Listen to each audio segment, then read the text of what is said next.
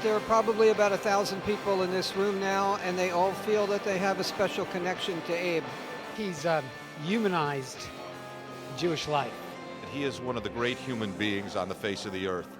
He's a wonderful friend, he's a caring individual, and he, I think is evident from his work with the ADL, is a very passionate person.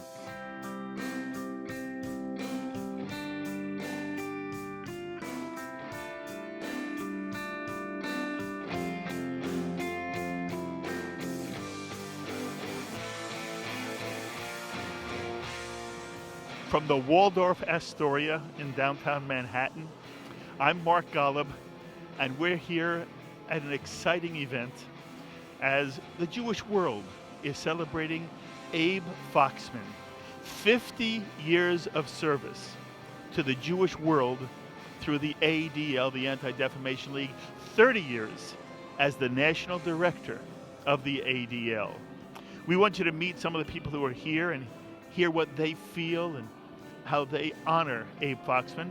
And then we want to show you some of the highlights of a wonderful program in honor of a good friend and someone who's made an incredible, positive, world-changing contribution to Jewish life, Abe Foxman. This is a night where we're celebrating 30 years of service as the director of the ADL for Abe Foxman. You've been at his side for so much of that time. From your perspective, what's the real contribution Abe has made on the American Jewish scene and on the world Jewish scene? Well, I think there really isn't anyone like him. He's a person obvious with passion, with depth of feeling for the Jewish people, but he has two extra things. He has tremendous judgment and he has guts. You know, people say he's interviewed by the media so often. It's because they interview Abe Foxman and they get it exactly as it is. You can agree with him, disagree with him, but he's a man who lets you know where his kishkas are and how much he's passionately concerned about the Jewish people. And you can't recreate that. It's something that's organic in Abe and something natural. What about the issues now? As you look at some of the issues that have been most critical to the ADL and through the ADL to the Jewish world under Abe's leadership, does one or two issues come to your mind as the sort of the defining moments of his leadership? Well, first of all, in a generic sense, the issues are fairly obvious. Israel, defense of Israel, global anti-Semitism, the revival of anti-Semitism, particularly in Europe, is startling to all of us, no matter how cynical one gets. But we have at ADL, we have many other ways to deal with issues. So, for example, our leadership in hate crimes legislation, which is not per se a Jewish issue, but it touches on the well-being of the Jewish community. Our work in church-state areas, which, by the way, the younger generation of Jews do not appreciate how much that has had an effect on why the quality of life for Jews in America is so different from elsewhere. So there are a lot of things which are both directly connected to the Jewish people and indirectly connected. And I think Abe had a unique ability to combine the two. My friend, you've done extraordinary work. Ken Jacobson's going to stay on, of course, continue his work as Deputy National Director of ADL. Thank you so much always for being with me. Ken Jacobson. Well, first of all, what people don't understand about Abe Foxman is that he is one of the great human beings on the face of the earth. He's a wonderful friend, he's a caring individual, and he, I think is evident from his work with the ADL, is a very passionate person.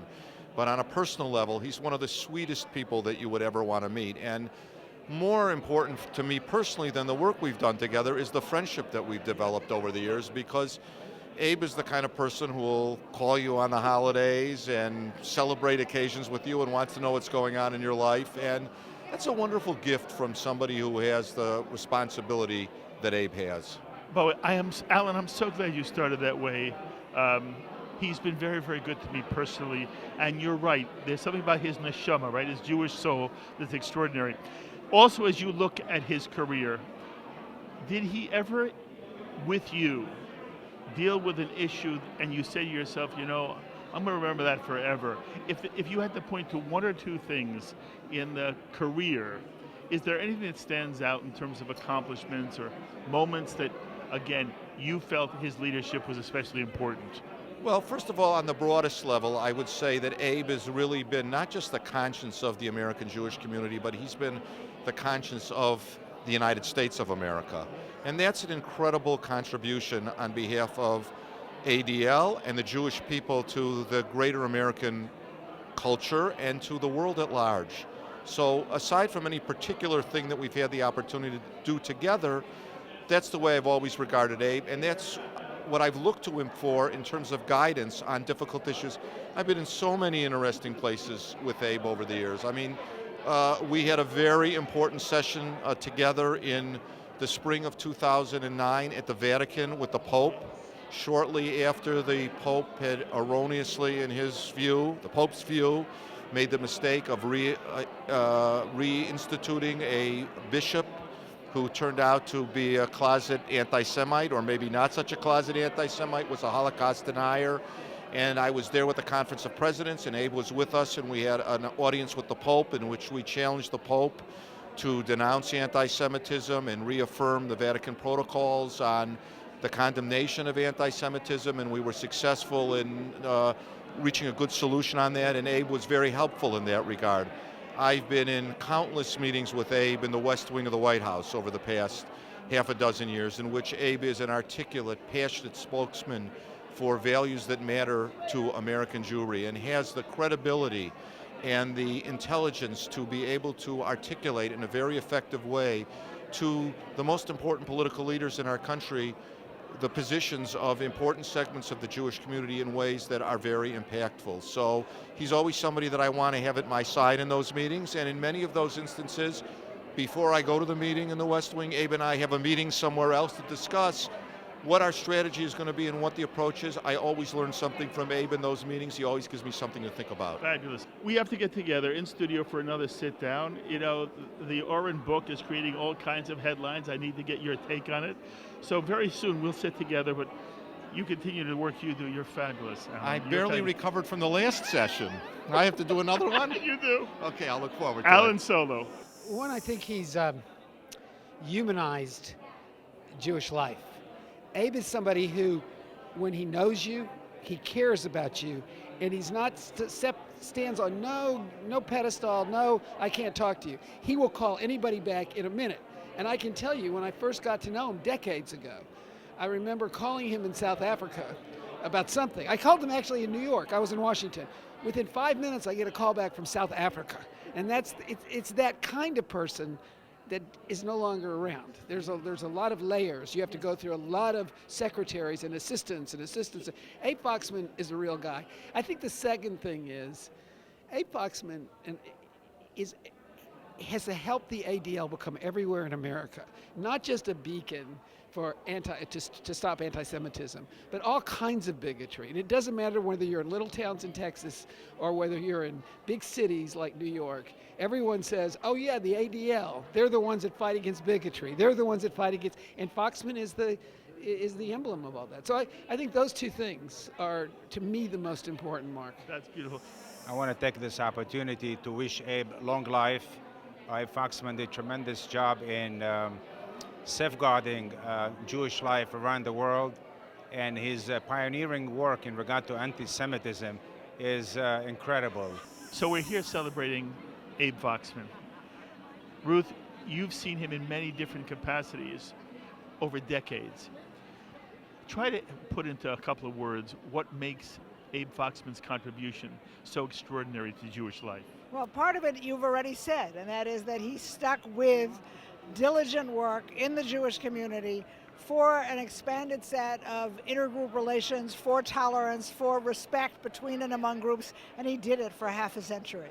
So that's extraordinary. And I had the pleasure particularly of working closely with Abe around the issues of the genocide in Darfur, where he was more than ready to engage a new issue, to share responsibility in the Jewish community, for mobilizing people to speak truth to power, and he was really a great colleague. Listen, Abe Foxman is one of a kind, and there are a lot of people who've taken on pieces of Abe Foxman. Abe is a guy who represents what we represent, trying to be a full human being while being a proud Jew, giving speaking truth to power and encouraging being a voice for the powerless. And he's a mensch. Part of the special quality that Abe has is that there are probably about 1,000 people in this room now, and they all feel that they have a special connection to Abe. And that's a very unusual quality. And certainly he's become the arbiter of anti-Semitism in the world. And I think it's his authenticity more than anything else that is the most remarkable quality he has. When he speaks, he doesn't sound like a corporate CEO. He speaks from the kishkas, and that is a very admirable quality. Well, I think the most important thing is Abe had credibility. He developed credibility, and I think he used it very judiciously in support of the ADL, in support of the American Jewish community, in support of the fight for anti-Semitism. And credibility is hard to earn, easy to lose, and Abe got it and kept it for a long time. A sensitivity that anti-Semitism is rising, and it's a serious issue that we have to worry about.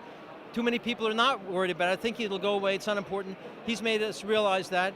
And also, not using Nazi analogies where they're inappropriate.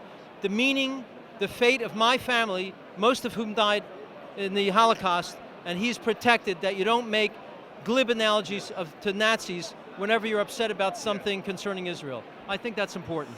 You know, people might not know why in the world would David Stern be here. What brings you here tonight, David? I think that Abe has captured what sports can mean to engage people in the very conversation that he's been having for 5 decades about every form of discrimination, racial, homophobia, bullying, gender. He's really quite an incredible hero, but he recognizes that sports has a role to play in combating discrimination. Above all, whatever he does, he's not neutral. He takes a stand on not only some of the major issues that confronted Israel, the Jewish people, or the United States, but as I mentioned, he also pays attention to respond to individual human needs with an neshama, with heart. So really, he's a voice respected, and at a time when there's a lack of faith and trust in leadership, he can be trusted.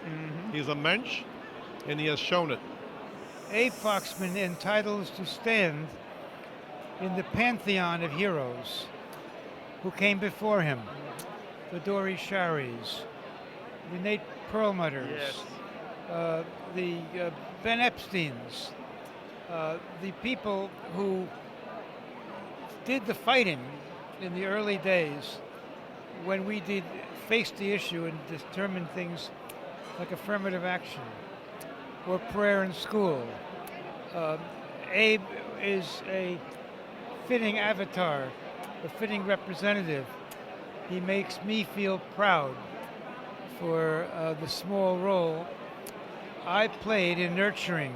What does it mean to you to be part of an evening that is honoring someone like Abe Foxman? Well, clearly, I mean, he's such an iconic figure, and I have so much respect for him personally, and of course for the organization he's been running for so many years. You know, I think it takes a lot of courage to speak out and take a stand and to defend, in some cases, the defenseless, in other cases, the oppressed or the marginalized. And I think Abe has consistently shown so much courage through the years, speaking out and taking at times unpopular positions and really leading the way when it comes to, as Susan Rice said, not only tolerance, but sensitivity. And I would even take it a step further and say inclusivity. So I really admire him, and it means a lot to be here tonight. The thoughts of some of those who are here tonight celebrating Abe Foxman and his 50 years in association with the ADL, 30 years as its national director. Now we'd like to take you to the program itself. We hope you enjoy it right here on JBS. Welcome. It's such a privilege, and I'm thrilled to be here tonight. Why is this night different from all other nights? I'm totally getting in touch with my Jewish side tonight, by the way. It's because we're here to honor a very, very special man, Abe Foxman.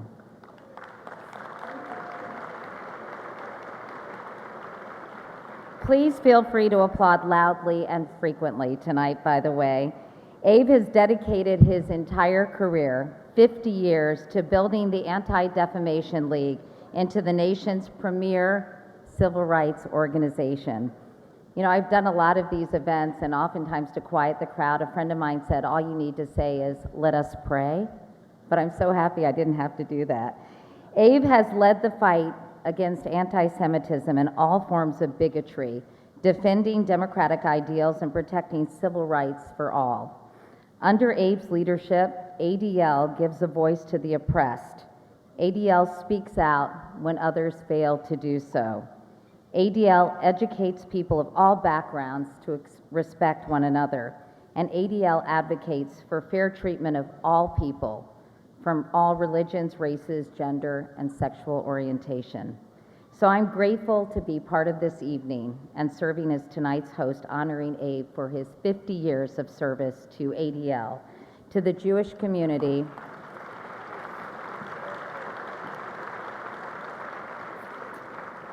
and for providing a critical moral compass and a passionate voice for justice for all. Many of you know that Abe joined ADL back in 1965, fresh out of NYU Law School. For the past 28 years, he's led ADL as its national director, raising the prominence and influence of ADL to its highest level in the league's 102-year history. Abe knew very well from his own childhood that people are not born to hate, but they are in fact taught to hate. His Polish Catholic nanny, who his parents entrusted him to protect him during the war, had him baptized and raised in the Catholic faith. She taught him at the age of 5 that Jews were the other and worthy only of disdain. Miraculously, Abe's parents survived the war and returned to reclaim him. But even after the terrors of the Holocaust, they refused to teach him to hate, and instead, they taught him to love. Even though his nanny tried to keep the young boy she had raised as her son, even though she had taught him to disparage his own people, his parents never said a bad word about her. Abe's parents taught him well, and carrying this message with him his whole life, he's made it his mission to eradicate hate and teach the world about love and mutual respect. In other words, Abe survived the greatest inhumanity the world has ever known, to live a life devoted to bringing greater humanity to the world. Tonight, a celebration of Abe, a little This Is Your Life, a little King for a Day, a little American Idol, Abe, because that is what you are. Tonight, we will hear from some of your very accomplished friends, seriously accomplished friends. I'm very intimidated. All luminaries in their own right, from business, philanthropy, literature, sports, religion, and diplomacy, law enforcement, government, and academia. We have a full evening planned, but it will be a very memorable one, and we promise that you will be out before tomorrow, but not much sooner. The ADL and I have a long relationship, some 25 years at least. Oh, I know all the Jewish organizations. I try to help it to the best of my abilities here and there. ADL is special. ADL is simply special because it deals with ideas and ideals that are dear to me. About human freedom. Simply the right of a human being to be free. The right of Jews to live as Jews. The right of Israel to try to live happily and in peace, surrounded by occasionally some enemies. So, but we are learning something from Jewish history. This is what I have done all my life. In the beginning, It was simple. I studied the Bible. Who doesn't? Studied the Bible, and then the Midrash and the Talmud. And the more I studied, the more I learned, with pride and humility, that I belong to a tradition and to a people that are very, very special. I am not degrading any other culture, far from it. But nevertheless, the Jew in me, the person in me, the writer in me, the teacher in me, has so much to do with that. Simply to be able to teach, which means to share. To be Jewish, I felt from the very beginning, is first of all the ability to receive, just to receive. Then the ability to give back. Between these two gestures, the whole life can be measured. And in some cases, great lives were measured by these two gestures. There are always so many issues that are facing us. When I came to America a long time ago, so 50 years ago, I went to the archives. But I wanted to see what did the Jewish community, in America do during those dark years. Because I remembered in those dark years, in those dark places, we were convinced that the American Jewish community is unaware. Impossible, otherwise they would march in the millions in the streets of New York and Washington and Los Angeles. I was convinced of that.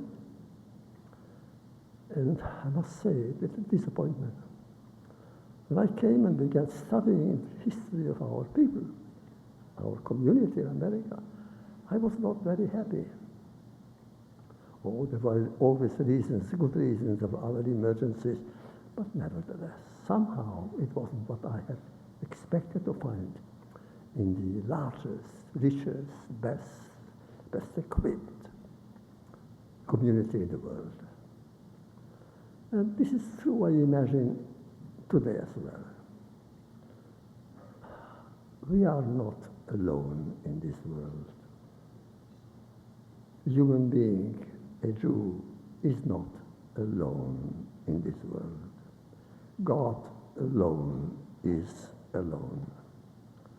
We are supposed to be each other's keeper, brother, sister, but not alone. You may even go back to the text and you will see that most of the mitzvot, most of the commandments have to do with human relations, not with solitude. Always. We are not here to live alone. To me, the greatest tragic person in the Bible was actually Adam, not Abraham. Later on, I came to love Abraham for different reasons. But Adam, to be the only man, the only man in the world, the only father, everything, the only one. But then Adam wasn't Jewish. But he somehow idealized the Jewish people. I believe that we have been alone for so long in some dark times, which to me remains understandable.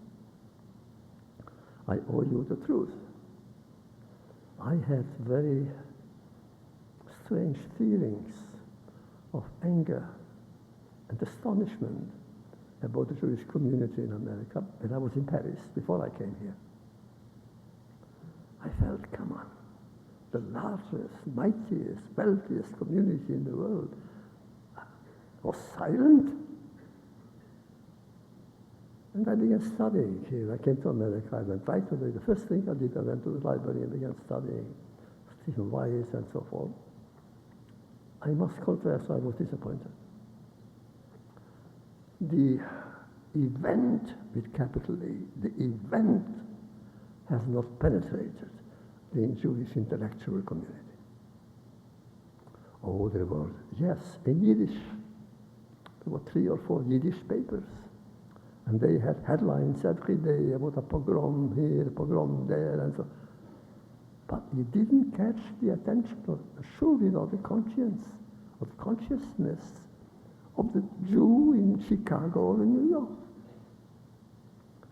And to this day, I confess to you, I'm surprised. I don't understand it. Because I understand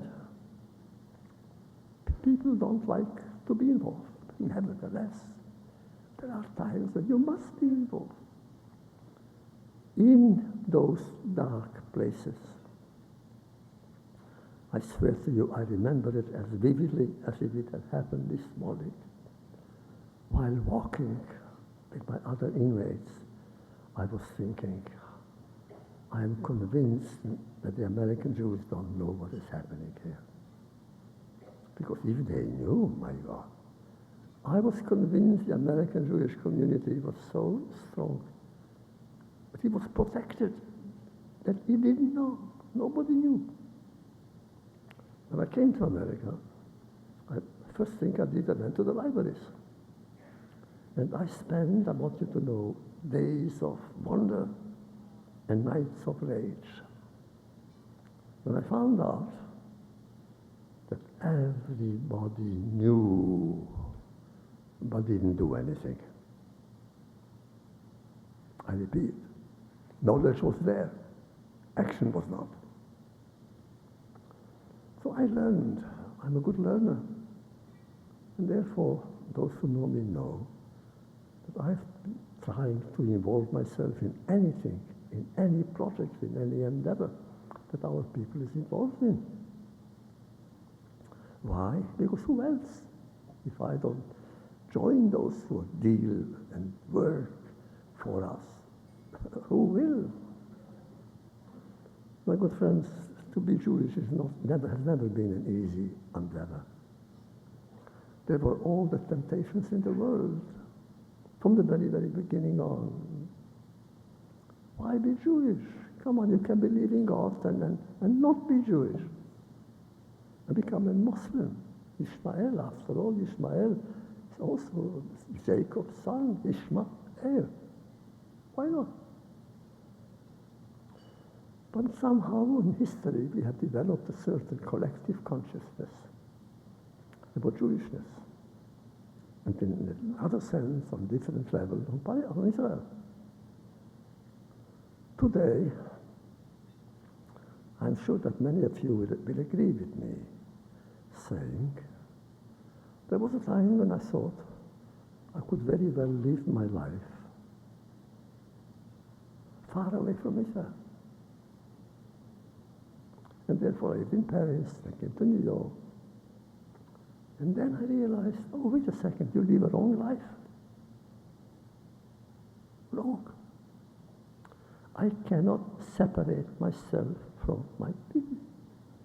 And the center, the heart, the soul of our people is Jerusalem.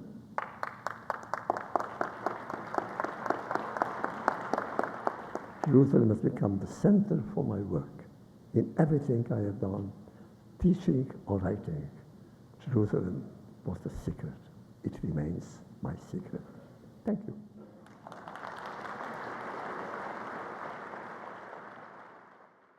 This is a precious opportunity to express how much better we each and all are because Abe Foxman is in our lives.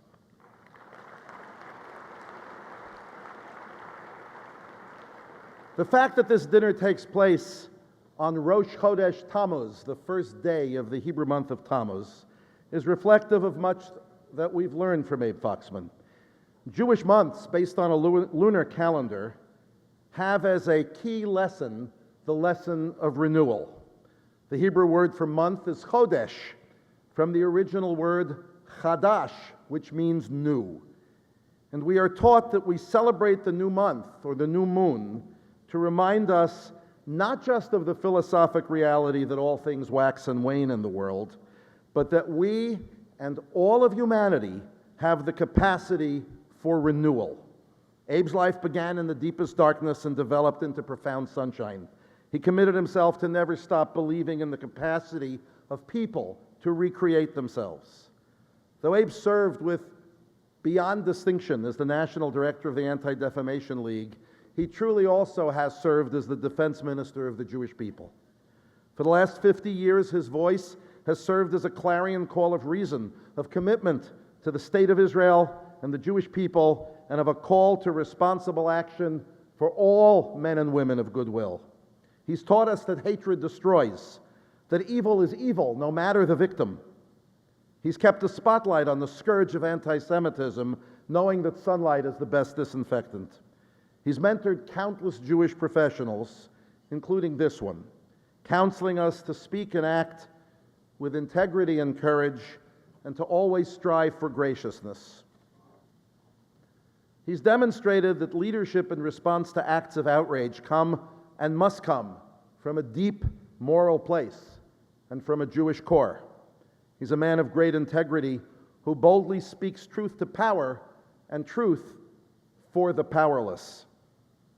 He has taught us to fulfill the sacred responsibility of the Jewish people, to illumine the world with a sense of values, both in terms of how not to treat people, but more so how to treat people.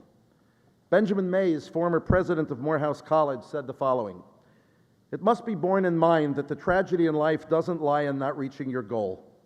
The tragedy lies in having no goal to reach. It is not a calamity to die with dreams unfulfilled, but it is a calamity not to dream. It is not a disgrace not to reach the stars, but it is a disgrace not to have stars to reach for.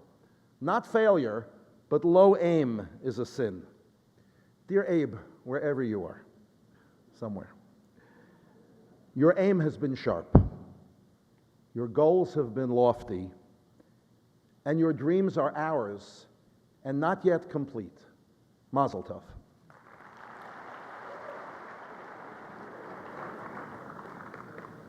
It's a distinct honor and joy to be with you this evening, everybody, to express the admiration and appreciation of the Catholic community for Abe Foxman. Pope St. John Paul II, to whom Abe was very close, always referred to the Jewish community as our older brothers and sisters in the faith. Well, I look to Abe as an older brother, as a mentor, a model, and a friend. I especially feel a deep bond with him in his lifelong passion of living out the revelation that the God of Abraham, Isaac, Jacob, and Jesus gave the people of Israel, namely, that every single person is made in God's image and likeness, deserving dignity and respect. Wherever, however, whenever that sacred principle at the core of civilization has been at risk, we've come to count on the leadership and the voice of one Abe Foxman, whose credibility and eloquence in this noble cause is unparalleled. Now, Abe, as happy as I am to be among your family and friends this radiant evening to salute you, I admit as well a sadness and a somberness because I'm going to miss you very much. You've made me a lot more sensitive, a lot more honest, a lot more aware. Yes, I'm jealous that you seem to have better access to the Pope than I have, but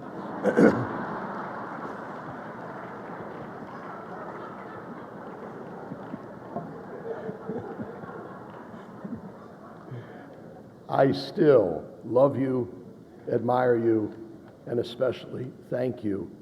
May those promised blessings of the covenant God made with Abraham be yours in abundance, Abe. Thank you.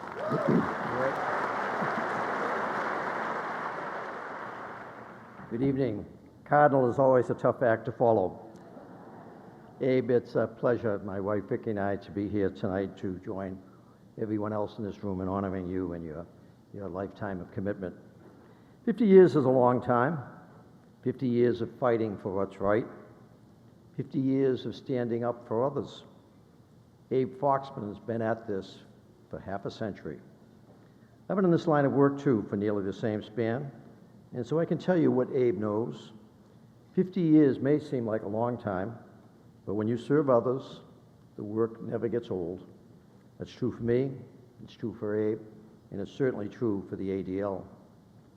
5 years ago, I was privileged to be honored to accept the Anti-Defamation League's William and Naomi Gorwitz Institute Service Award for leadership in law enforcement and combating terrorism.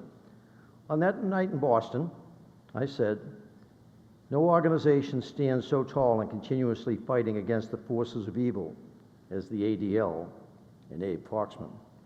I began working with the ADL in the late Lenny Zakem in Boston many years ago.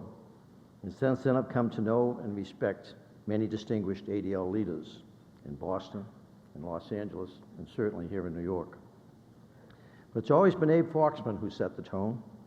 He's been a welcome partner to me and to my law enforcement colleagues throughout the country.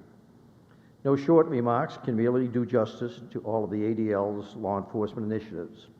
But under Abe's leadership, ADL has pioneered unique programs for law enforcement, including the Advanced Training School on Extremist and Terrorist Threats, the National Counterterrorism Seminar in Israel, and the Law Enforcement and Society program conducted together with the U.S. Holocaust Memorial Museum.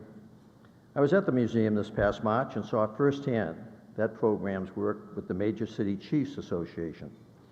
Teaching the leaders of American policing in that venue is a humbling, affecting experience. But through experiences like that, Abe and the ADL really are making a difference for law enforcement every day. And not just through programs, but also through shaping the very law itself. Almost 40 years ago, the ADL drafted a model hate crime statute. And today, 45 states and the District of Columbia have enacted laws based on or similar to the ADL model. That was Abe's leadership too. Certainly applaud that.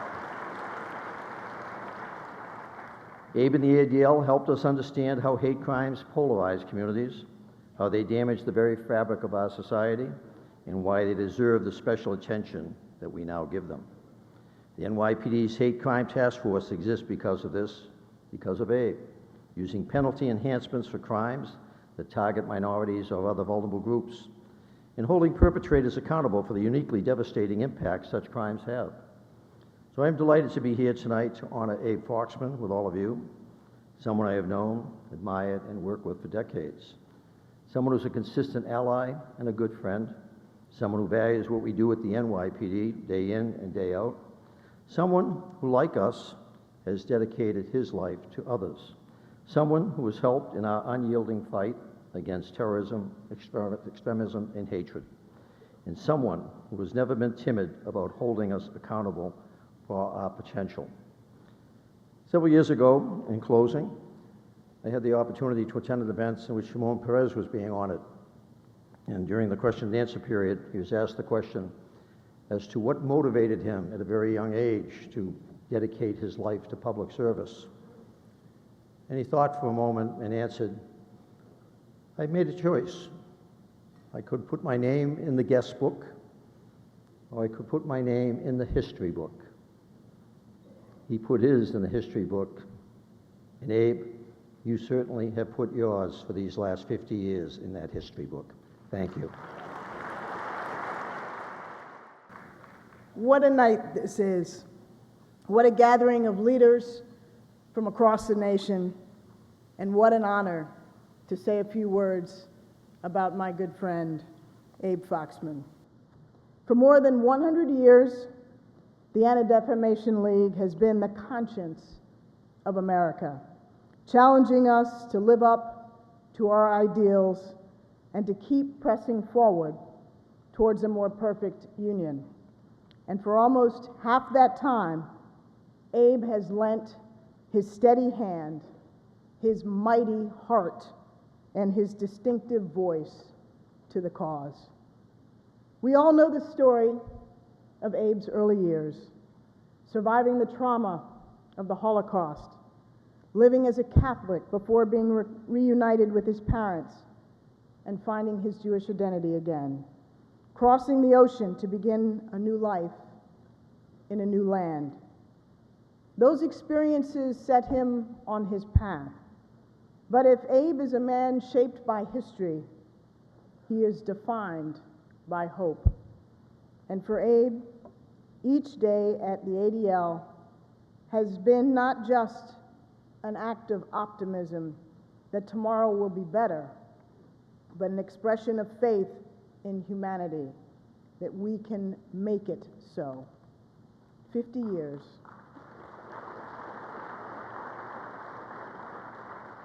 50 years of fighting prejudice, injustice, and the darkest evils in our world. 50 years standing as a bulwark against the creeping and insidious threat of anti-Semitism. 50 years of extraordinary service to humanity. Jewish tradition teaches that according to the effort is the reward. And Abe, for your lifetime of effort, tonight's celebration is only a small taste of the reward you have earned. Mazel tov.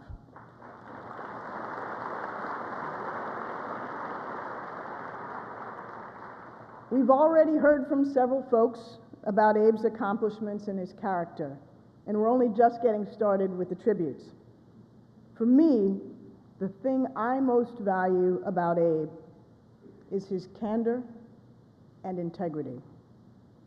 He holds everyone to the same high standards, and I can always count on him to tell it to me straight, even when he knows I won't necessarily like what he has to say, especially then.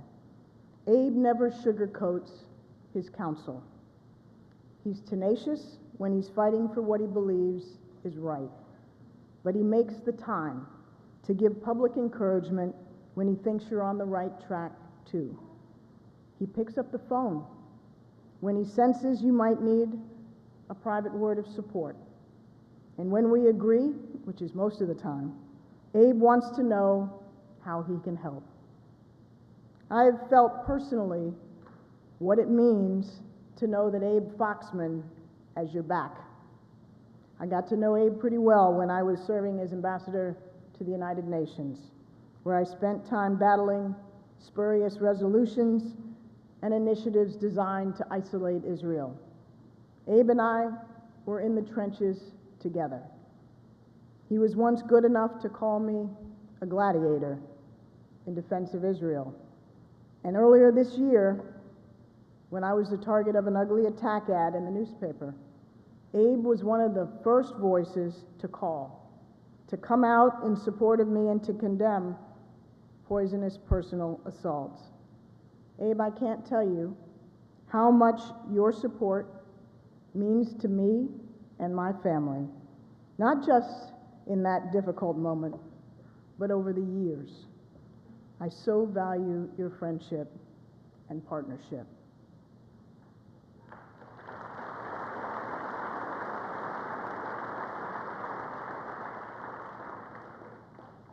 Our nation was founded on the belief that we're all created in the image of God. But Salim Elohim, and so we all deserve to be treated with respect and dignity. We're all connected. When anyone is targeted because of how they worship, or what they look like, or who they love, it diminishes our shared humanity. Abe knows that better than anyone. So it doesn't matter whether you're Jewish. Wherever there's hatred and intolerance in the world, Abe and the ADL have been right there, calling it by name and fighting back.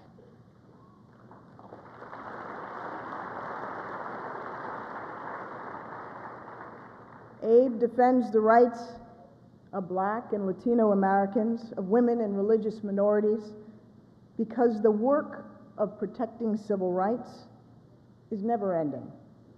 Since it's Pride Month, I want to especially highlight the work Abe has done to advance equality for our LGBT brothers and sisters.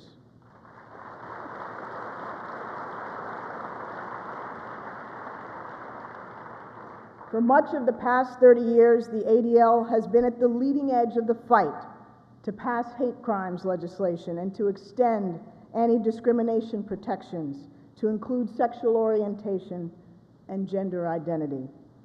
During my time at the UN, Abe was also a steadfast ally as we sought to protect the human rights of LGBT people around the world and to beat back harmful resolutions. Abe, you've opened minds and educated people, and that in turn has helped drive the incredible shift in attitudes towards the LGBT community that we've seen in recent years, and we're all better for it.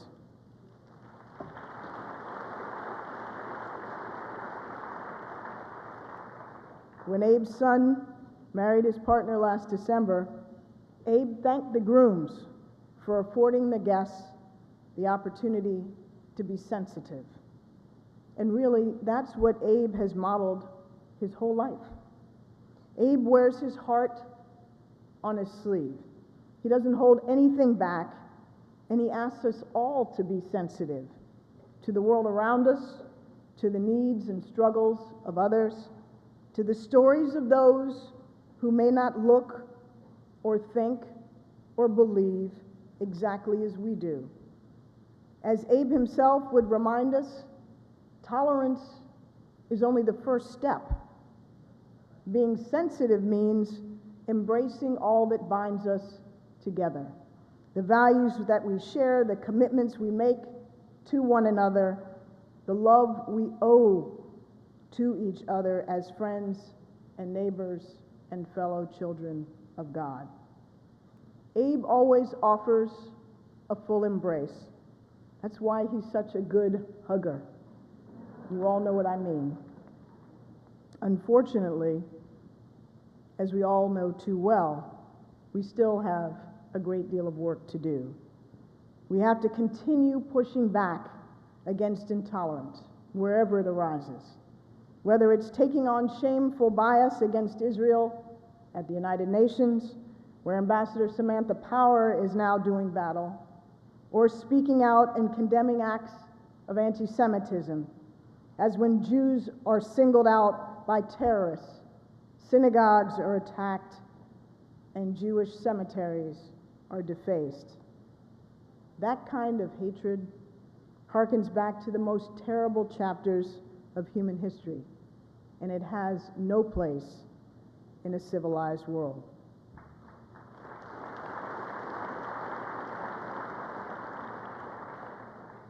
So we must also remain vigilant against quieter forms of anti-Semitism and bigotry, the ones that sneak by, too often unnoticed in a culture inured to harmful stereotypes. Abe, you've taken on the challenge of combating old prejudices as they proliferate through new mediums, the 24-hour cycle of the internet and social media. You've reminded us that we cannot grow complacent, even for a moment. Tonight, Abe, on behalf of President Obama, I assure you that the United States will never be complacent when it comes to seeking a world that is more free, more just, and more equal. A world where all children can live safely in their own land. That's why we are unwavering in our commitment to the security of Israel.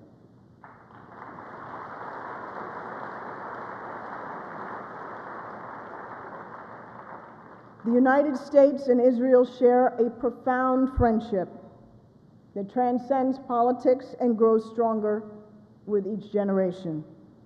In fact, the security partnership between our two countries has never been stronger, as both President Obama and Prime Minister Netanyahu have repeatedly said. It's unprecedented, and that is not going to change.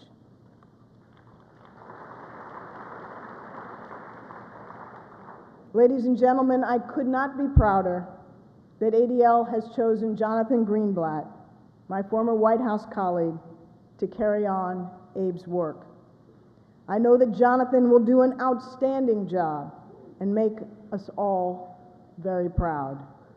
And Abe, I know he will continue to be just as candid and straightforward in his advice as you have always been. So even though you're retiring, we will together soldier on. In the coming months and years, Abe, I expect to still count on you for support and counsel, because I know you will continue to be a clarion voice, bringing people of every background together in common cause for the betterment of us all. Thank you, Abe, for your lifetime of service. Ad meya ves echim. May you live to be 120.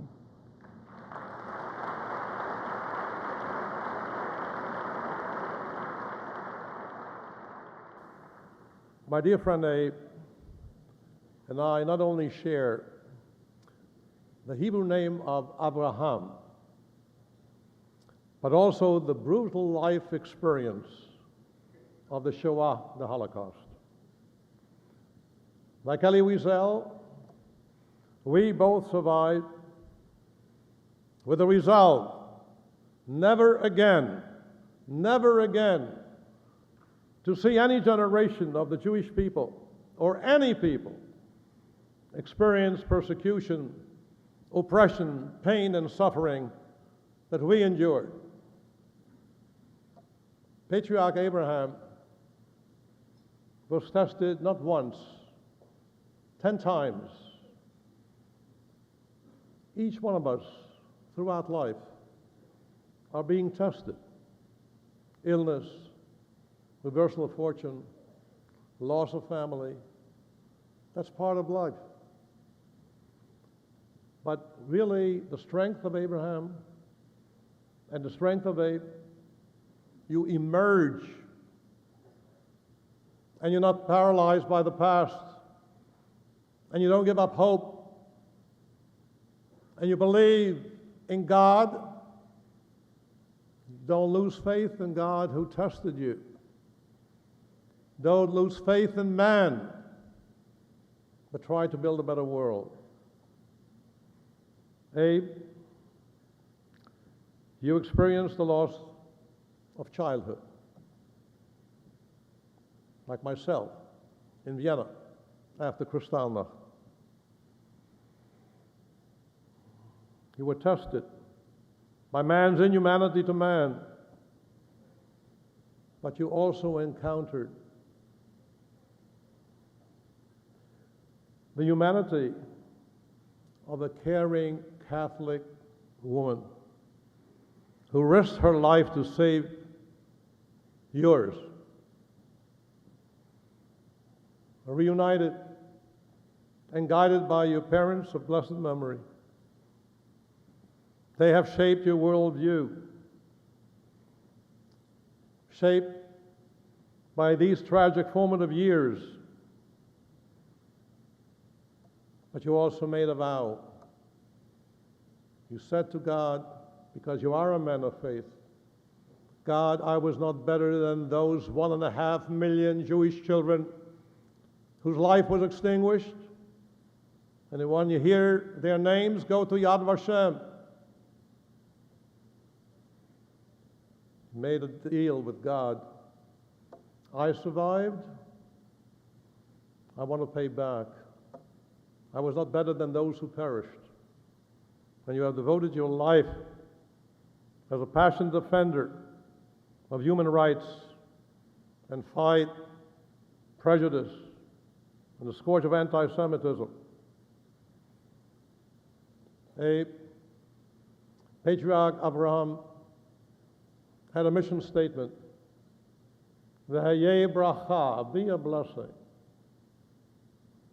You have been a blessing to your beloved family, to your beloved wife, children, grandchildren, ADL family, a blessing to this blessed land of ours, a blessing to humanity.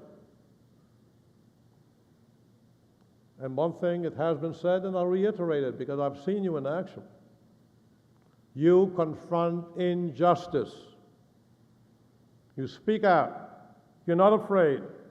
You take a stand. And you are never silent. You know, in the Jewish dietary laws, we have dairy and meat. and we're not supposed to mix them. But when you eat fruit and vegetables, it's parva. Abe is not a parva Yid. He always takes a stand, you know where he stands. You know, I think ADL family and leaders of ADL, you will agree with me, Abe was a natural fit for the ADL, am I right?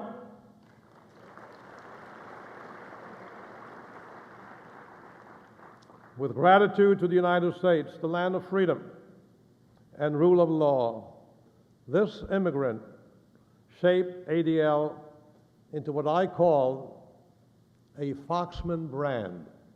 A Foxman brand. And what's the Foxman brand? Known for its steadfast support of the Jewish people, peace and security, the state of Israel, protective human dignity for all of God's children, and how important that voice is. Sadly, 70 years ago we were liberated. 70 years after World War II, we still have to say never again. We still have to say never again in the face of renewed anti-Semitism, xenophobia, persecution of Christians and other religious minorities. Not a peaceful world, a world of disorder, threatened by terrorism, strife, and hatred. We've heard a lot about being tolerant. Abe, you have inspired us to be emissaries of peace. And what's so important, I don't want to be tolerated, and that's your view.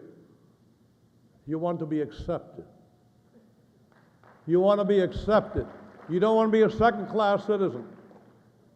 And I respectfully suggest, as I did in the United Nations, that we thrive for mutual acceptance and not just tolerance. Accept one another. That's the challenge. And finally, peaceful coexistence requires mutual acceptance, not just tolerance. Abe, your larger-than-life legacy of 50 years of devotion, contributing to democracy, and in the course of your worldwide activities, what's so great about you, not only do you deal with macro issues, but you respond to the individual human needs with concern and a caring heart. And those of us who are fortunate, myself and Elizabeth included, that warm embrace, that hug. Oh, have you ever felt that hug by Abe Foxman? Comes from the heart. And so, the greatest honor that you can be getting, you're a mensch.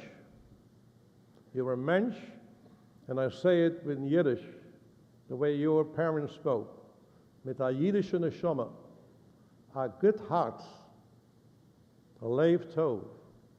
That's what you're all about.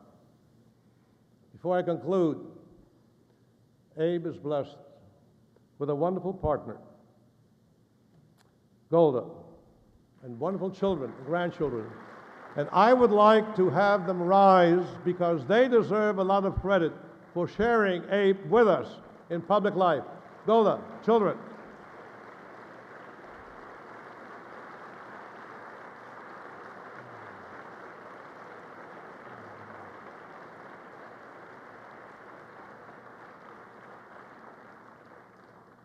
In the words of the psalmist, Baruch atah b'tzeitecha, you're about to leave the helm of ADL. May you be blessed in your going out with health and happiness with your beloved Golden family who have shared your life of devotion to public service. Baruch atah b'tzeitecha. May you be blessed as you enter a new chapter of creativity, of fruitful years in the service of the Jewish people and of all of humanity. Abe, do not retire. Rewire. The world needs you. Am I right? God bless.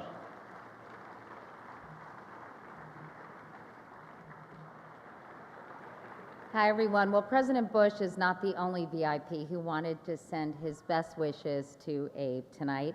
I'd like to read the following letter. Dear friends, I send warm greetings to the participants of the Anti-Defamation League's Gala Tribute Dinner, and I join you in honoring Abraham Foxman for his half a century of service to ADL and the Jewish people.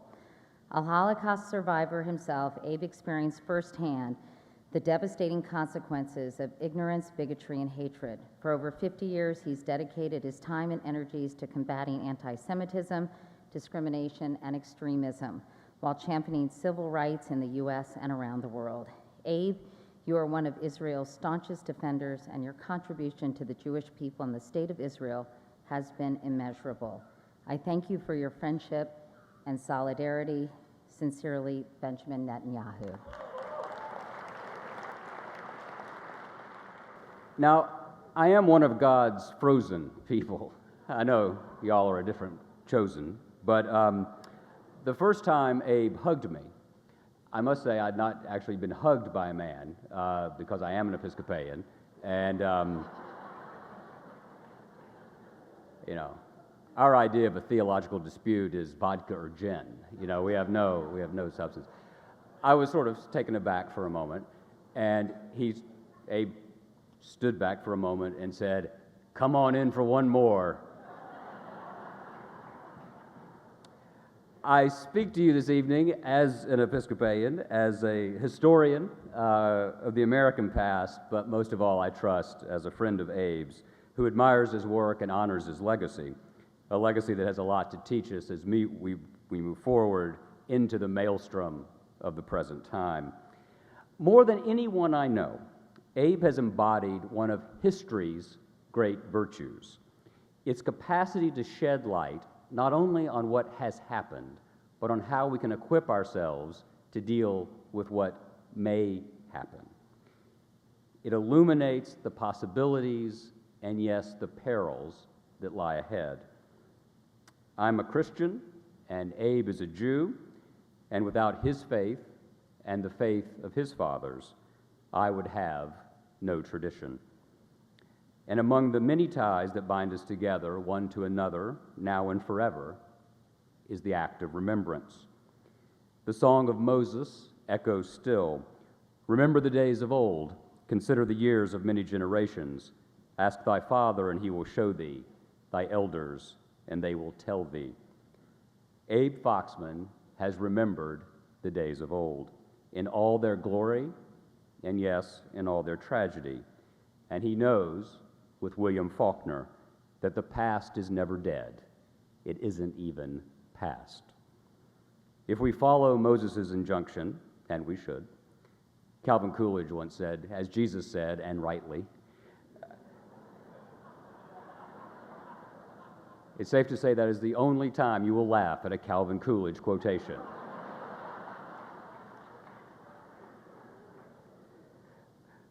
If we follow Moses' example and Abe's, we will always have before us the story of how we reached this hour in America and in the world.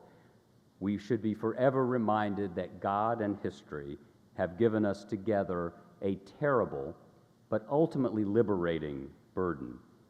To remember what has been done and left undone, and to rededicate ourselves every day to learning the lessons of the past so that we may all build a better, more just present and future.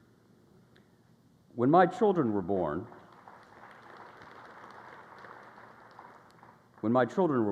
there would be a call from Abe. Often I would still be in the hospital, and a wish and a prayer for them and for their mother to be healthy and blessed. In those calls through the years, he was making a wish and saying a prayer, not only for me and my little family, wishes and prayers that I treasure, but also for all the world. Remember the days of old. Consider the years of many generations. Because Abe Foxman remembered and considered, all of us live in a better world.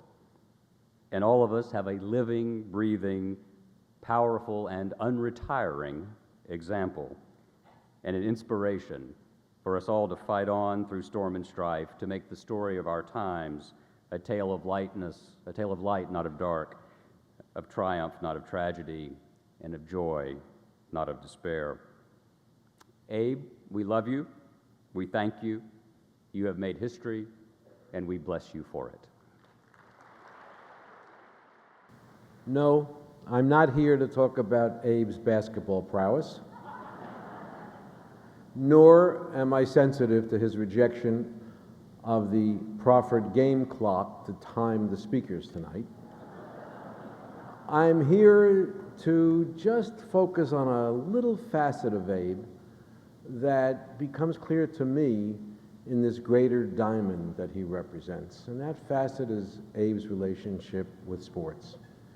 He understood that sports, whether it dealt with racism or homophobia, bullying, or other kinds of violence, had the particular ability to engage people in conversations that needed to be had. And so while he was doing his thing on so many different fronts, he got us organized to deal with campaigns such as the one, respect, it's the way to play. Because if there was anybody who dealt with respect, demanded it and commanded it, it was Abe. Now, just a little bit of etymology here. Abe would call me and he would say, I knew I was in trouble, by the way. Bojcik, for those of you who don't know, that's Latin for young man. I read, and he would go into something about some remark that a player made that wasn't the most tolerant, and you could explain it to Abe, and that was fine. Then, when I was privileged to be the chairperson of the board of Columbia University, Abe would call up and start out, and I knew I was always in trouble, as we enacted the Middle East on the campus in New York, whether it be an invitation to Ahmadinejad or a particular professor that was accused of mistreating his students, he would say, Dividal. That's French for David. And we went from there, okay? But Abe was the silent watchman. There was nothing that escaped what he did, and he understood it all perfectly, and he was, as I said, demanding, but you could deal with him in a fair way, and he was oh so helpful. I think that Abe is really the anti-discrimination of the world first responder, because if there's discrimination, there's Abe. And let me just say that I know that Abe is just changing perches from which he will remain the anti-discrimination first responder. We all love you, Abe, and thank you for what you are. Good evening. I would like to tell you how ADL and Abe came into my life and what an impact they had on my life. It was 1980 or maybe 1981, and I was a young woman who had come to New York 10 years earlier, and I had lived an American dream with a few little dresses that I brought from Italy. Because of my success with the little dresses, they invited me, to honor me at a lunch for women. It was a fundraising lunch. I had no idea what ADL was, and I really didn't want to go that morning. As a matter of fact, I had just come back from Bali, and I was in love with a Brazilian man, and the last thing I wanted to do was to go to a lunch at the Pierre Hotel. But I went, and I started to listen, and I started to listen the speeches, and I started to understand what ADL was about. And when my time came to go on stage to accept the award, I heard myself say things that not only I had never said, but I had never thought it. I heard myself say, "Thank you very much. You all know me for my dresses, but what you don't know is that 18 months before I was born, my mother was in Auschwitz. She was 22 years old, but she survived, and she weighed 49 pounds. My mother survived. I mean, I could not believe that I actually said those words. I was trembling, and I left, and I was really upset to be so sentimental. But it just hit me for the first time ever what responsibility I had to talk about what my mother had endured.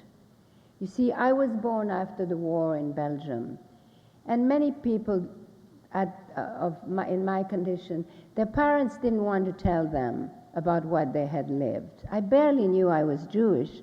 As a matter of fact, I married a German prince. So, you know, nobody expected that from me. I didn't expect to say it. But from that moment,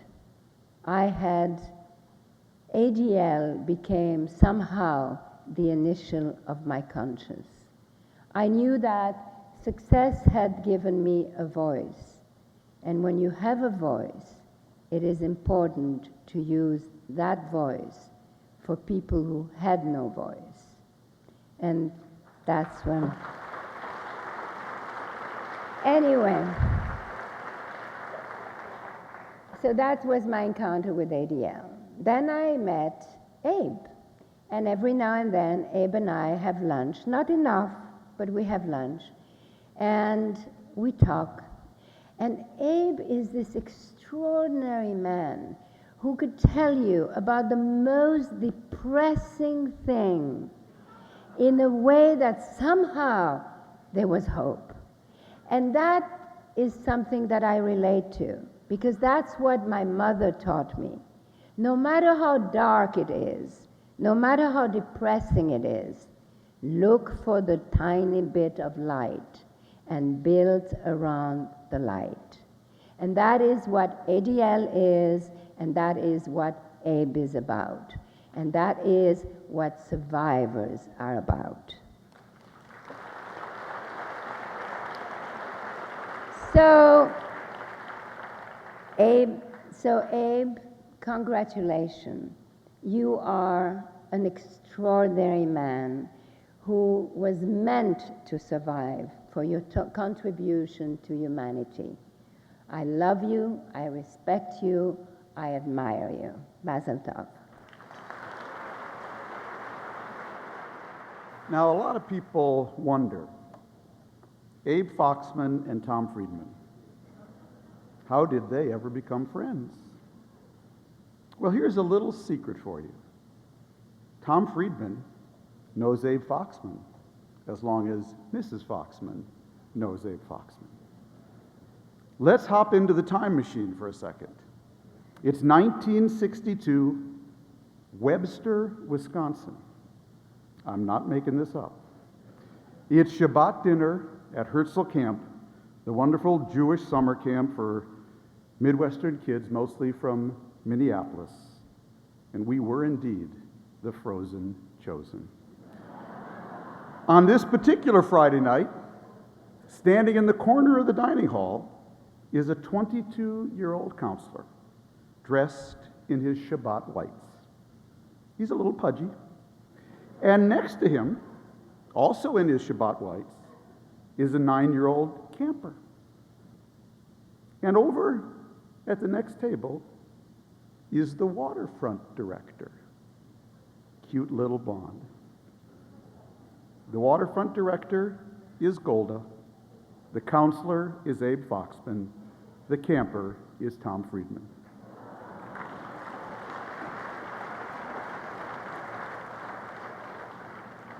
By the way, the music director was Debbie Friedman of blessed memory. No one could possibly have predicted that the lives of young Abe and little Tom would intersect in a big way for a long time. Many years later, starting when little Tom was the New York Times Jerusalem bureau chief and young Abe was just starting his distinguished career running the ADL. So we are talking about two people who go back a long way. Now, young Abe and little Tom forged a deep bond over those many years. Yes, young Tom, when he became older Tom with a column in the New York Times, occasionally gave older Abe tsuris. And to quote my friend David Stern, tsuris is a Latin word that means loving advice that was not invited or appreciated.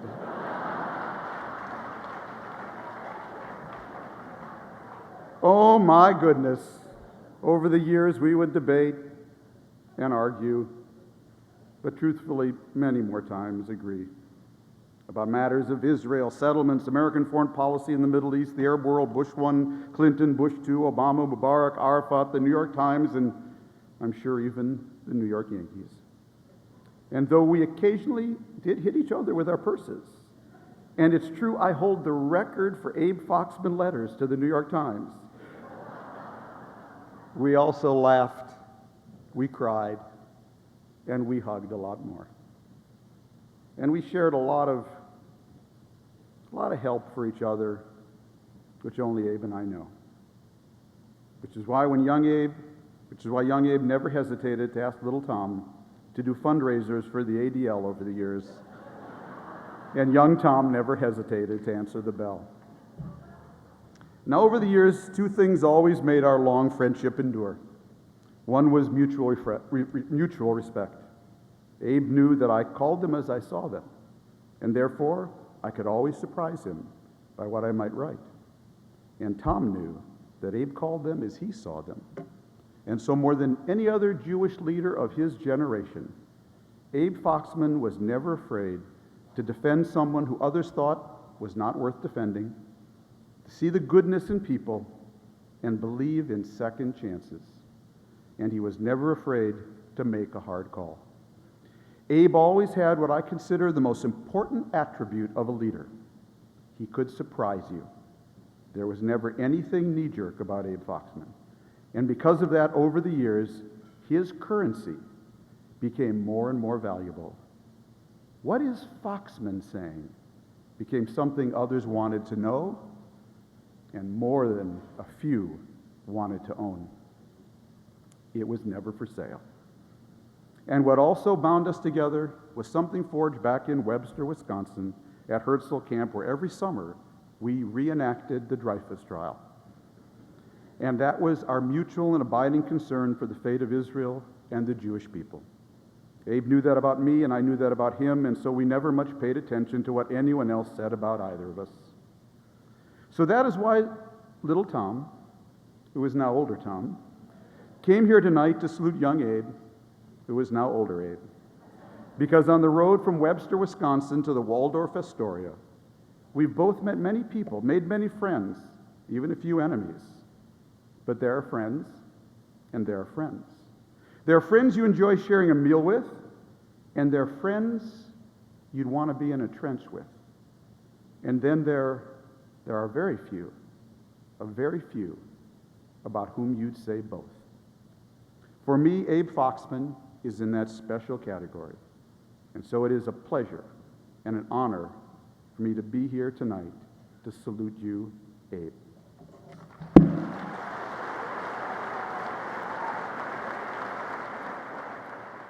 We are all here tonight because we love Abe.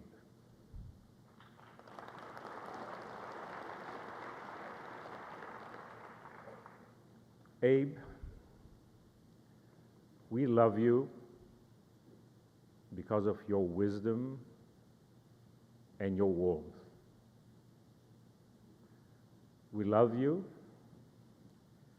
because your heart is in the right place, but your feet are on the ground, and you have that twinkle in your eye. We love you because you have neshama, and you're all neshama. But this is not only about love. Isaiah Berlin used to say that when Chaim Weizmann walked into the room, the Jewish tragedy walked into the room. When Abe Foxman walks into the room, the Jewish saga walks into the room. The tragedy and the triumph. The baby struck by the Holocaust, the 3-4-year-old that turned Catholic to save himself, the 7-year-old who was a displaced person experiencing post-Holocaust anti-Semitism, and then the blessing of America, the yearning for Israel, ADL, this astounding story of 20th century Jews encapsulated in the life and personality and the wisdom and the warmth and the neshama of one extraordinary individual. Abe turned the saga into a life project. He started 50 years ago, turning a tiny organization into an empire, making himself a world leader, respected in the White House, in the Vatican, and sometimes even in the Knesset.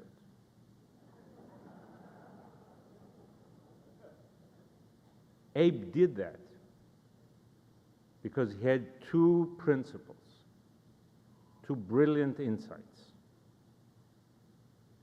One, that the old hate is still with us.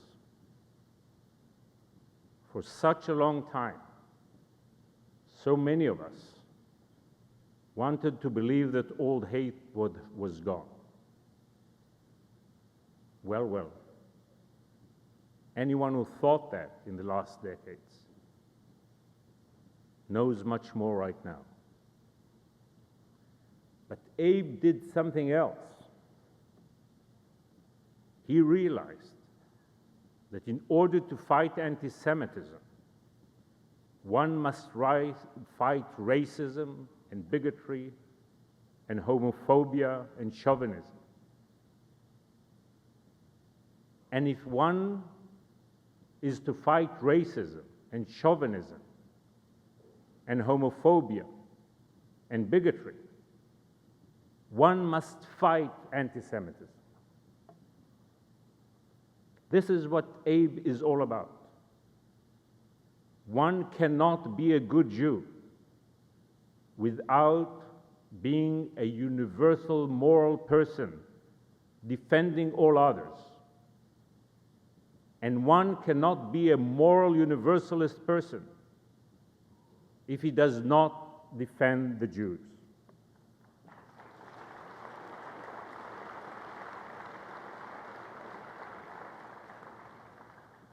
For we Jews are a universal tribe. We contributed so much to humanity. We were treated so badly by such large parts of humanity. But our mission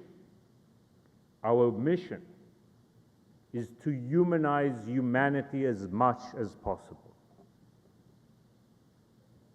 The year Abe joined ADL, two things happened. There was Selma. There was this great human rights battle when so many Jewish Americans joined Afro-Americans in transforming this country. And then it was the first year of the real deep American-Israeli alliance. half a century later, look at us. How far have we come? America is so much more open. The American-Israeli alliance is so deep.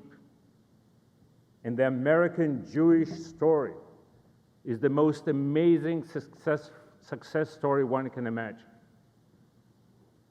All of this is personified by the Vilna boy who came so far to arrive at this evening where we gather here in this ballroom in a gathering of thanksgiving, of Hallel. But while what was achieved is so amazing, we can see the clouds. In so many ways, Israel is challenged, the American-Israeli alliance is challenged, and the American Jewish community is challenged. So while we celebrate as we should, and while we address the future as we must, let us take Abe's guidance and Abe's inspiration. First of all, we cannot do without him.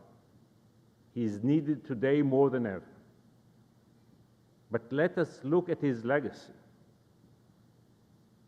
Too many people on the extreme right and the extreme left have treated the Jewish people and the Jewish state as if it is a Goliath. We are no Goliath. Fundamentally, we are a David. Of the three great monotheistic religions, we are the smallest. Our nation is the most endangered democracy. And the Jewish people everywhere are by definition a minority. But in order to make this clear to ourselves and to others, we must do what Abe did all his life. We must think, feel, and act as a David. Being David means you must be strong. Being David means you must be smart and creative and innovative. But being David means you must be just. We must be on the right side of history, and we must have morality on our side. So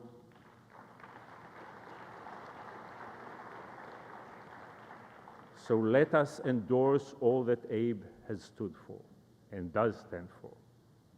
Ahavat Israel, Tikkun Israel, Tikkun Olam. And let us express the gratitude for this great country that gave so much to its Jews and stands by the Jewish state in such a generous way. And let us reach to Americans of all races, all ages, all genders, all religious and political persuasions. Let us cherish what we have here tonight. Jews and non-Jews committed to America's great democracy and to Israel's astounding frontier democracy, into our shared values. Jews and non-Jews vowing that there will be no another Jewish catastrophe or human catastrophe like the one Abe experienced when he was 3 and 4. For we all know that the homeless people must have a home, a safe home. But at the very same time, we must do the utmost to ensure that all humans, all humans will have a home and liberty and dignity and peace.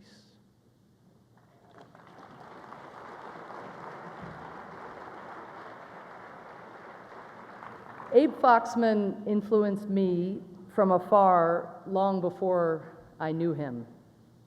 As I set out to write books for a living, he wrote the book on everything I hope to make a difference on: promoting human rights, preventing genocide and mass atrocities, combating anti-Semitism. But somehow I find myself up here speaking at a tribute for one of my lifelong heroes. I got to know Abe when I worked at the White House. It is like no relationship I can remember.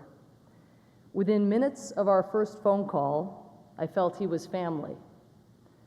Maybe it says something about my family that before we had barely exchanged pleasantries, we were yelling, interrupting one another, and swearing. But after this, our very first conversation and our very first argument, while I know I didn't do this, I think I almost ended this first phone call saying, "Love you." Now, I didn't do that, I think. But not only is this what people don't do in Washington, it is also not what people feel in Washington. Yet I already love this man, not for all that he had achieved, but for who he was. Perhaps the straightest, most determined, most human bundle of conviction that I had ever met. As the years wore on, as you might have read in the media, occasionally some issues would arise on which Abe had views, and we began to speak more and more often. But after we had exhausted whatever the issue of the day was, Abe would ask, "How you doing?" And what was so extraordinary was that he was actually interested in the answer. I thank my son, Declan, for ensuring that our relationship deepened quickly. I carry still a BlackBerry at work. Okay, you're definitely alone in that applause. But I and she carry BlackBerries still. But around 3 years ago, my boy Declan, who was then 3 years old, liked to tinker with the keys, probably hoping to sabotage this instrument of distraction from him as the center of my universe. But in a testament to the mysterious hand of God, Declan somehow programmed my phone so no matter what key that I or my son bumped, I or we would call Abe Foxman's cell phone.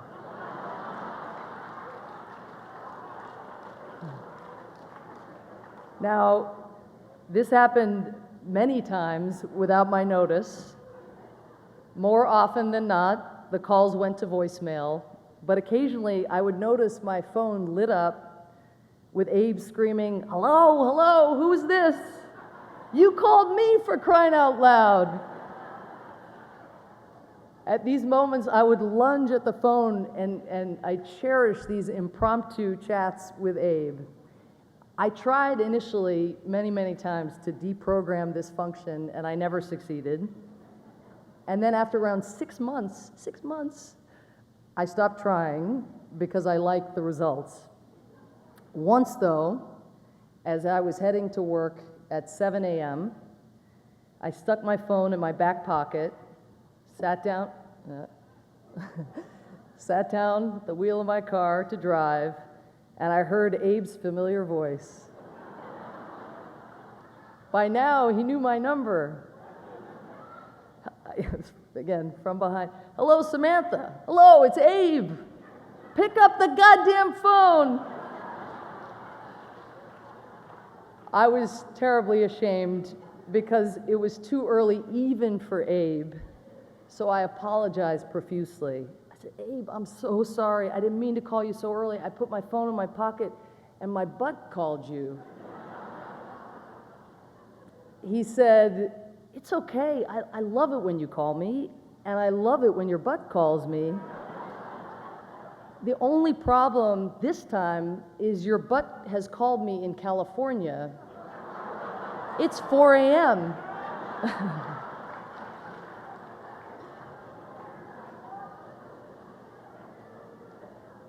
This is a true story.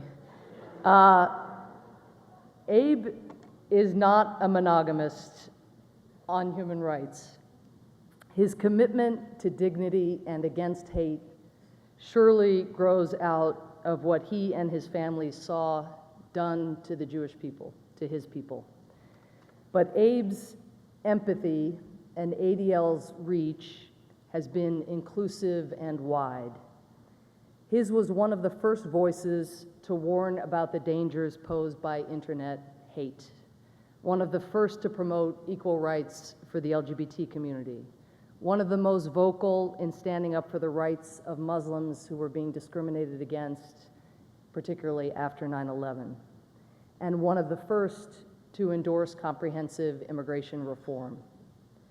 When I had the privilege of representing President Obama at a large international conference in Berlin dedicated to combating anti-Semitism last November, Abe was, of course, part of the American civil society delegation.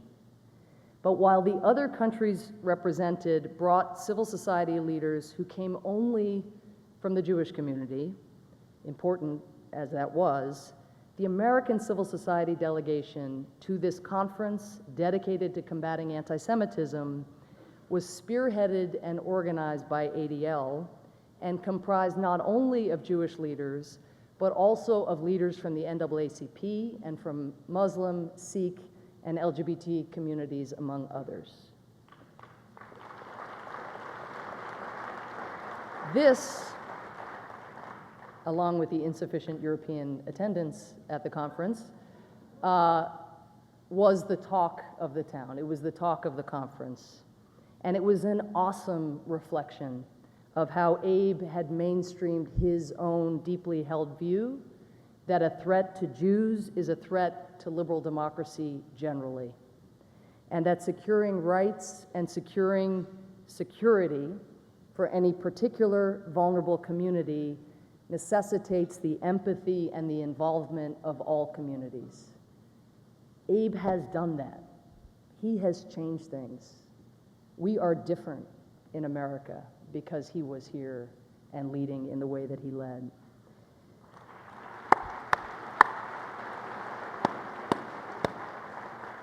Abe will be leading us forever, and let me say in closing that I consider it one of the great privileges of my life that for the last 6 years I have been lobbied by, educated, harassed by, and hugged by Abe Foxman. And I know in the next phase of Abe's life, a few things are going to change, but he will continue teaching us all. He will go on teaching us to raise our voices when we know something just isn't quite right around us. He will go on making invisible problems and invisible people visible. And despite all the suffering and the injustice that Abe Foxman has seen in his life, starting in his very young life, he will go on being capable of complete indignation and surprise when he sees someone being mistreated or marginalized.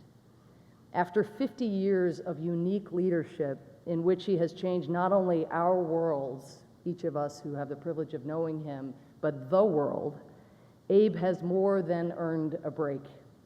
But Abe, rest assured, your phone will keep ringing, just as sure as we know ours will as well.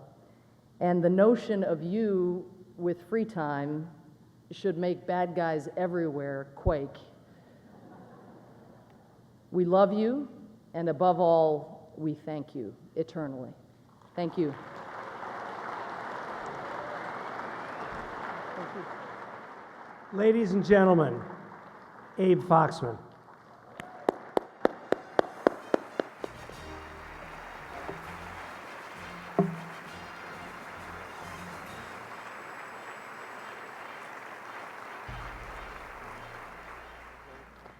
We thought long and hard about what to present to Abe on this auspicious occasion.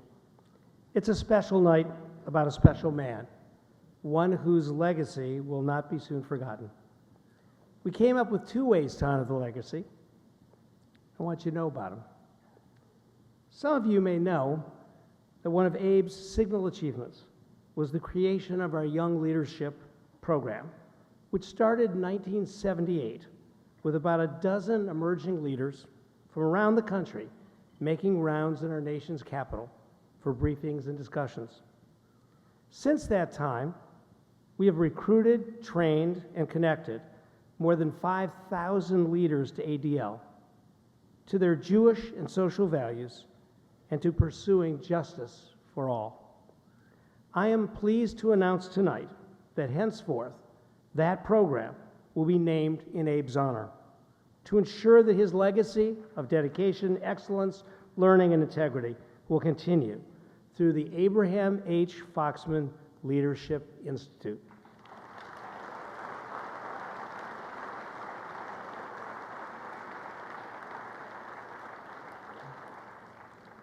We also wanted to do something else to provide a special recognition here tonight. And somehow we didn't think all those speakers were enough. So we realized the most appropriate recognition we could bestow is ADL's highest honor, our America's Democratic Leadership Legacy Award. In 1948, our leaders established this very special honor to celebrate the founding of ADL in 1913 and its efforts to preserve and enrich this nation's precious legacy of freedom and democracy. That legacy is written into the documents that gave life to this fledgling republic, from the Declaration of Independence to the Bill of Rights. It's a force, the hearts of mind of the people that have made the United States of America the greatest experiment in democracy in history. Among its renowned recipients have been Presidents Truman, Eisenhower, Kennedy, Johnson, Reagan, and most recently, George W. Bush, as well as other great Americans, including Eleanor Roosevelt, Earl Warren, Henry Kissinger, and Colin Powell. Tonight, I am pleased, proud, and privileged to present the ADL America's Democratic Legacy Award to another great American, my partner, my friend, Abe Foxman.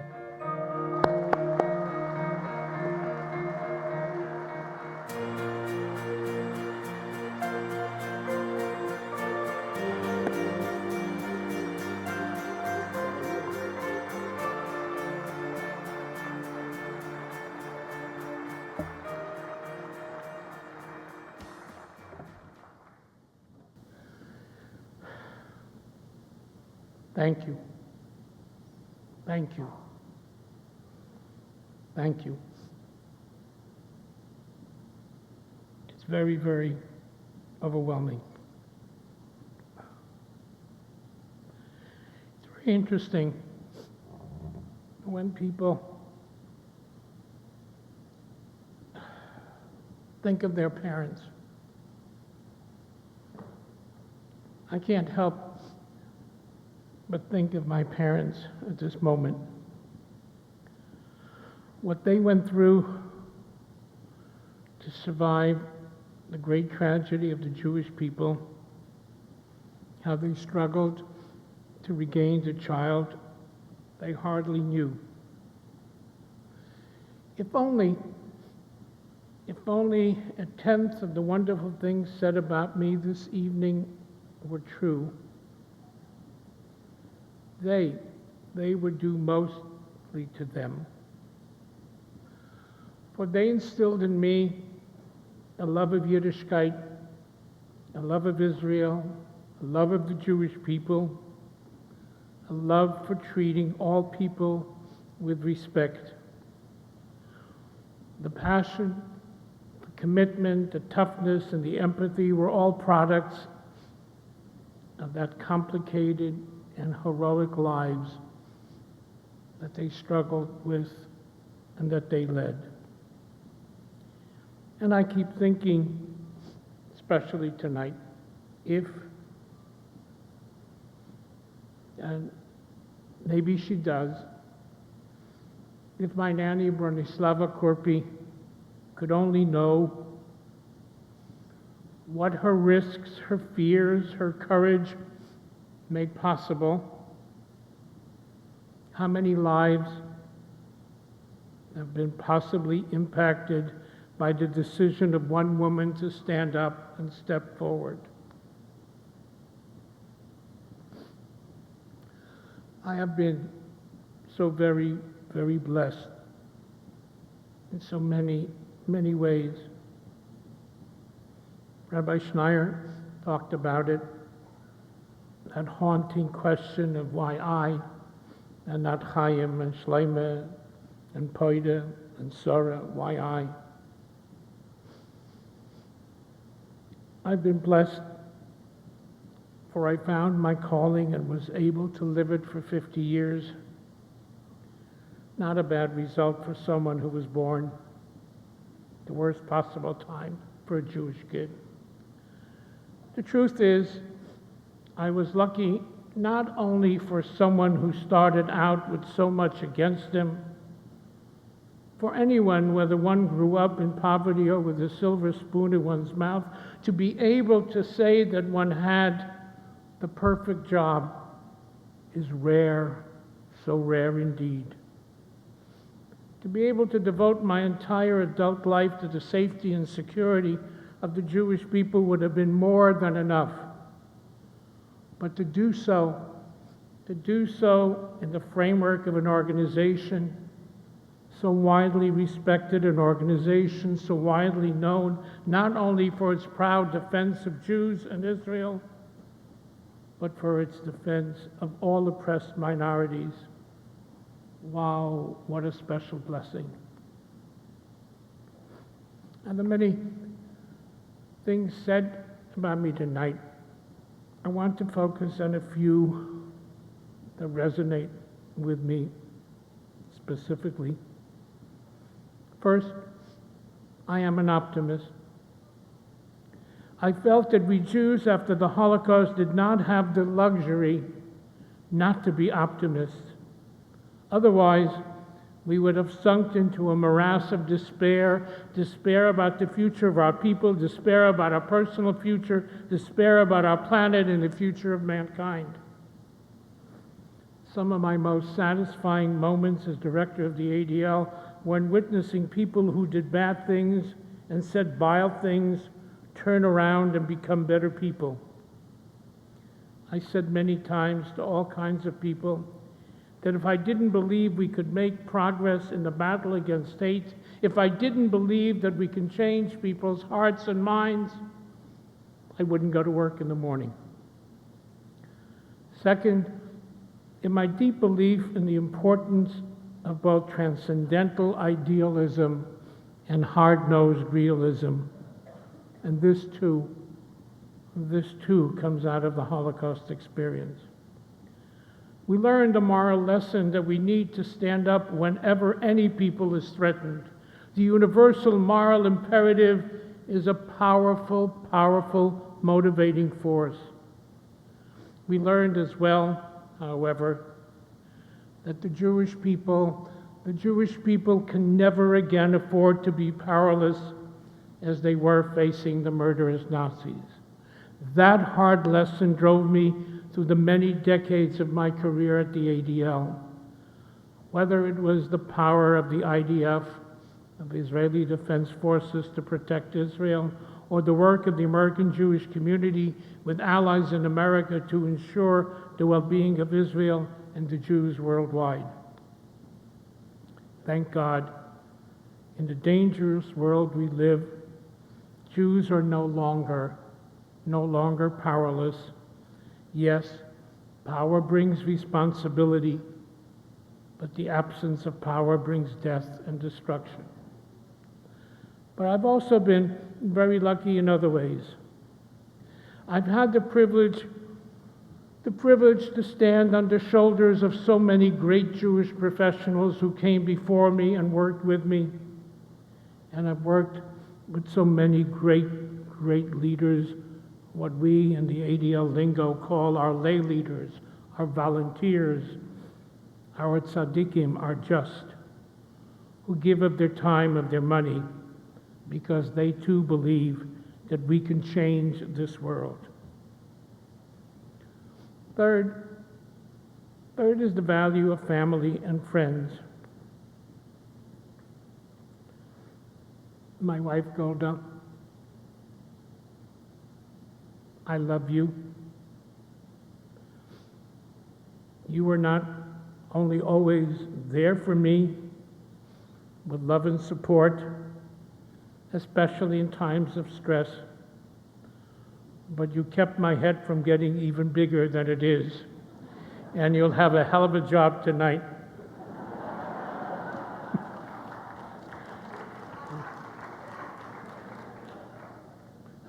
I love telling the story of my conversation with Golda after I had been feted in the palaces of Saudi Arabia. The ADL had a mission to Saudi Arabia, and I guess they didn't know how unimportant we were, so I got this sheik's suite of 9 rooms with 6 attendants and access to telephones to call anywhere in the world. So I picked up the phone and I called Golda and I said, Golda, you won't believe it. They are calling me Your Excellency. And she said, sweetheart, leave it at the airport.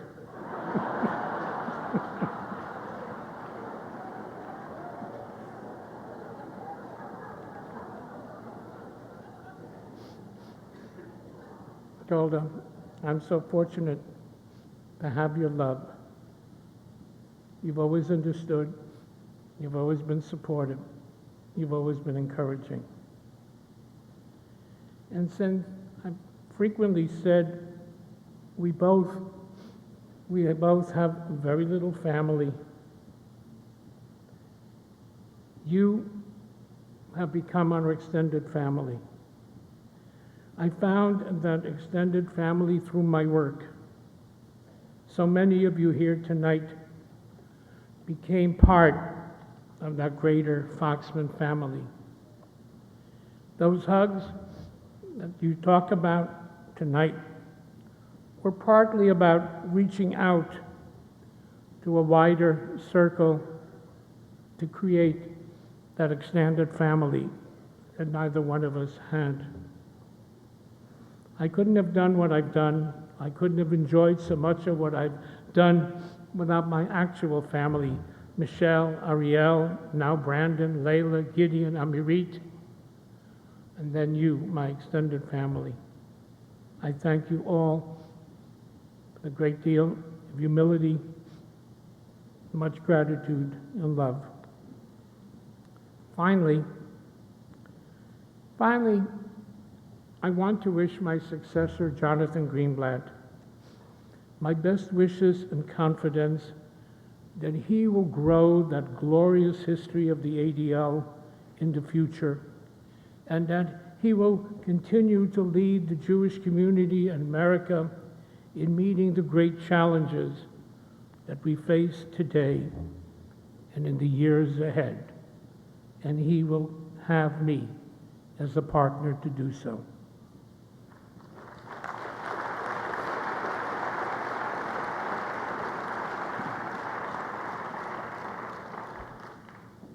And finally,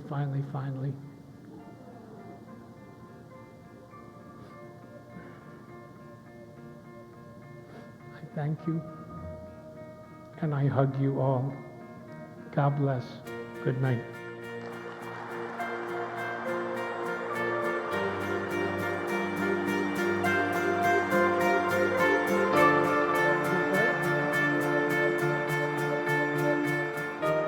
What would you wish for Abe Foxman now? That he knows how to enjoy being retired. Right into the camera, what do you wish for him? Oh, I wish him to come teach at Yeshiva University. That's simple. My wish for Abe is that he continues, and he will continue, because for Abe, as I've said to him and I've said publicly, this was never a job, this was a calling, and this is what he is. He's a person who his whole life surrounds what he's done for ADL, and so he will find other vehicles to continue it for his own self and for the benefit of the Jewish people. What I wish for Abe Foxman is to stay busy, because Abe is not one to sit still.